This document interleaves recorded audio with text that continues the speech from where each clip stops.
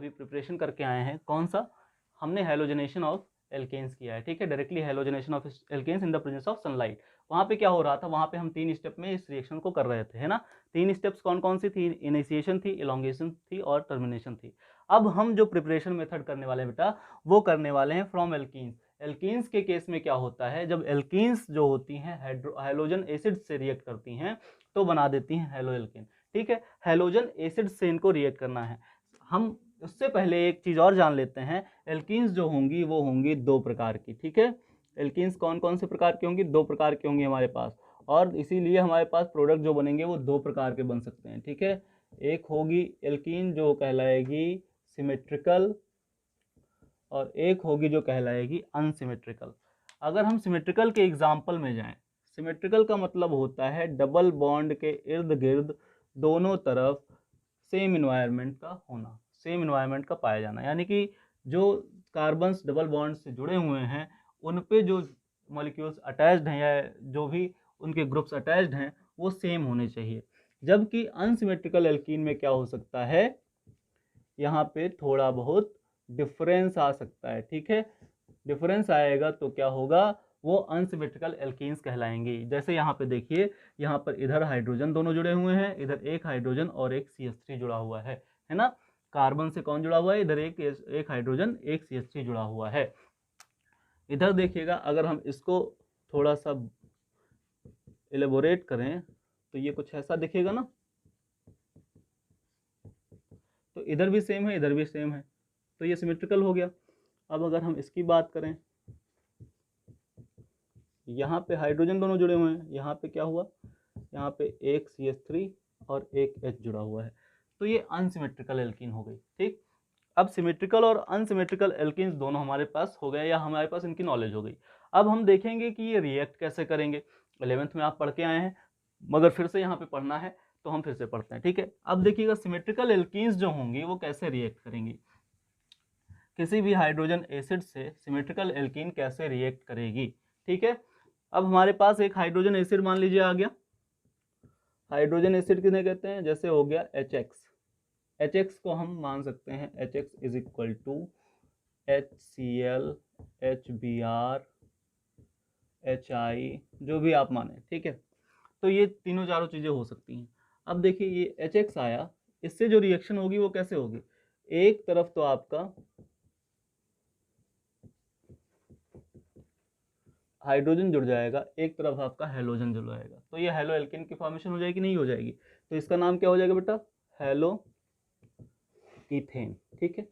हमारे पास इथीन था, इथीन से हमने क्या बना दिया, हेलो इथेन, ठीक, हेलो इथेन बन गया। इसका एक एग्जांपल अगर हम देखें तो अगर हम H की जगह क्या कर दें, Br कर दें, ठीक है, CH2 double bond CH2, then HBr अगर कर दें हम, तो HBr जो होगा वो क्या बना लेगा, CH3 और CH2Br, क्या बन गया ये, इसको क्या बोलेंगे, ब्रोमो इथेन, ठीक है। अब ये ब्रोमो इथेन की फॉर्मेशन हो गई।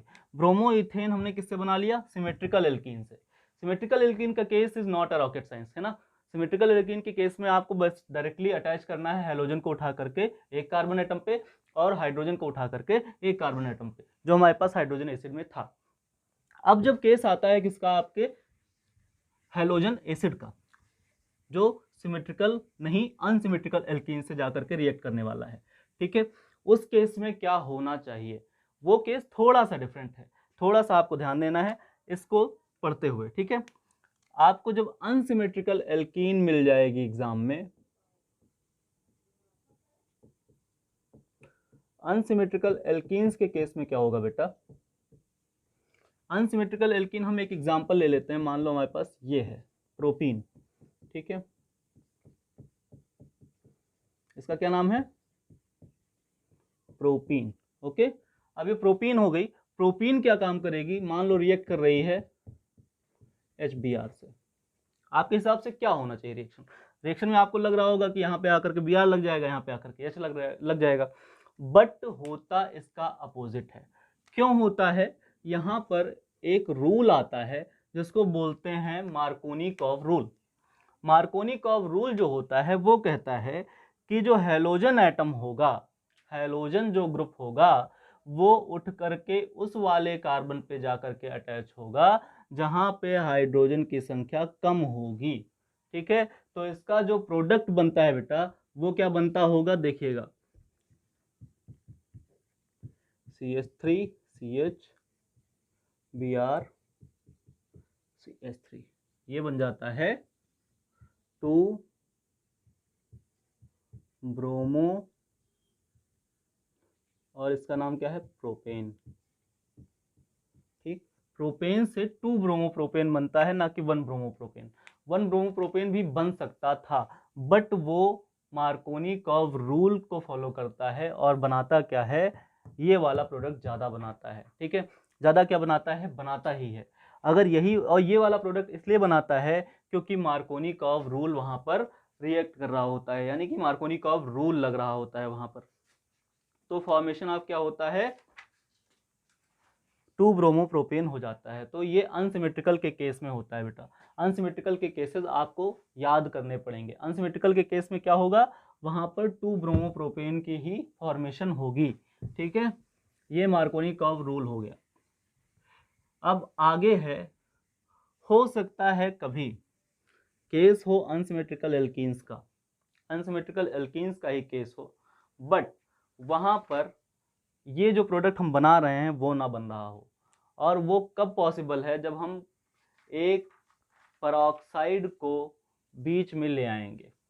एक पेरोक्साइड है जिसका नाम है बेंजोइल पेरोक्साइड, जिसकी मैकेनिज्म आप पढ़ चुके हैं क्लास 11th में। ठीक है, और अगर नहीं पढ़ी है तो क्लास 11th की जब हम केमिस्ट्री पढ़ाना शुरू करेंगे तो वहाँ पे हम पढ़ा देंगे। चलिए आगे आते हैं, हम देखते हैं एंटी मार्कोनिकॉव रूल के हिसाब से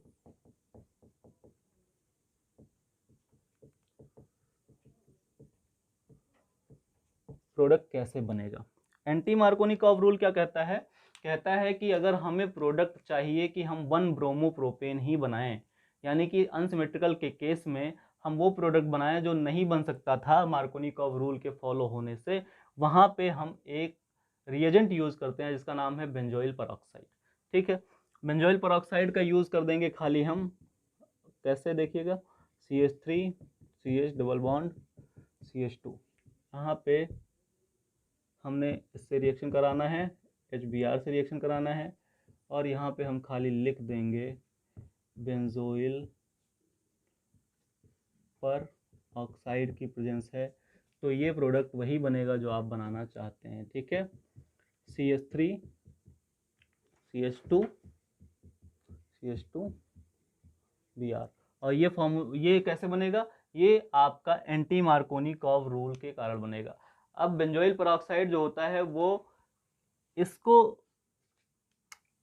जब रिएक्शन मैकेनिज्म इसकी हम पढ़ाएंगे हाइड्रोकार्बन्स में, तब आपको हम बताएंगे। बेंजोइल पेरोक्साइड जो होता है वो क्या काम करता है, इसमें फ्री रेडिकल मैकेनिज्म के थ्रू इसका पूरा इनिशिएशन करता है और पूरी रिएक्शन क्या हो जाती है, ये फॉर्मेशन ऑफ यहाँ पे फ्री रेडिकल कर देता है। ठीक है, यहाँ पे फ्री रेडिकल बन जाता है, तो Br आकर के फ्री रेडिकल से जल्दी जुड़ जाता है। ठीक है, तो ये जो फॉर्मुलेशन है ये सही है, ये किसके लिए है, एंटी मार्कोनिकॉव रूल के लिए। अब एंटी मार्कोनिकॉव रूल जब लग रहा होगा तो हमारा फॉर्मेशन ऑफ ब्रोमोप्रोपेन होगा। ठीक है, ब्रोमोप्रोपेन का फॉर्मेशन हो जाएगा, और मार्कोनिकॉव रूल के अकॉर्डिंग अगर हम जाएंगे तो क्या फॉर्मेशन होगा, तब फॉर्मेशन होगा हमारा 2 ब्रोमोप्रोपेन। ठीक है, और ये बेंजोइल पेरोक्साइड जो है, इसको अगर हम देखना चाहें कि ये कैसा स्ट्रक्चर रखता है, देखिएगा C6H5 C double bond O O C double bond O C6H5। ठीक है, ये है आपका बेंजोइल पेरोक्साइड, और ये जब आकर के यहाँ पे बीच में घुसता है तो इस इफेक्ट को बोलते हैं हम लोग पेरोक्साइड इफेक्ट। ठीक, पेरोक्साइड इफेक्ट बोलते हैं, पेरोक्साइड इफेक्ट बोलेंगे, या इसको और बोलते हैं एक खराश इफेक्ट।